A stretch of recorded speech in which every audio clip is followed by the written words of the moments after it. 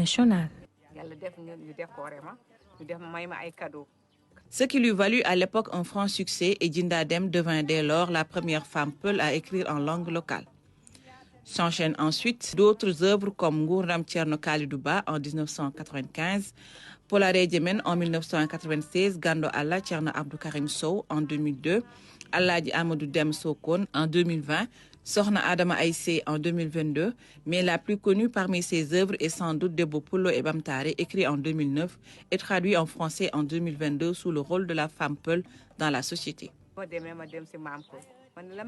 Vous savez, vers les années 90, beaucoup d'ONG sont venues chez nous au Fouta, prétextant nous apprendre la vie, comment entreprendre, comment s'occuper des enfants et tant d'autres choses. Comme si nous au Fouta, on était des ignares. Ça m'a révulsé et j'ai décidé d'aller dans les villages pour demander à nos grands-mères si on n'avait pas de connaissances nous aussi. C'est de là que j'ai su que nos mamans avaient des techniques spécifiques de fabrication de savon, par exemple, que nos grands-mères faisaient du commerce, que même dans la lutte contre les maladies infantiles, elles avaient des mamans spéciales qui s'occupaient des enfants qui étaient malnutris. C'est vous dire tout ce dont on parle là, comme l'entrepreneuriat, le commerce et même les pédiatries, nos grands-mères le faisaient depuis des siècles.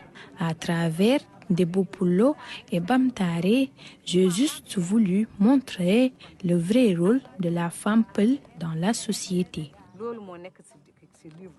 Actrice de développement, activiste et fervente défenseur des droits humains et de l'éducation, sa production littéraire et son engagement pour la valorisation de la langue pulaar lui ont valu bien des satisfactions. J'ai pas été à l'école française.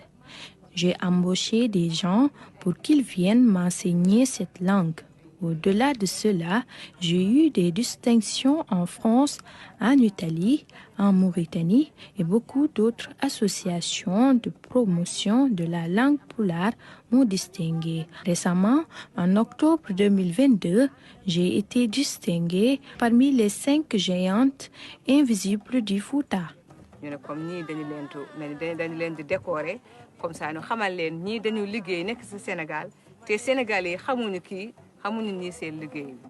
Âgée aujourd'hui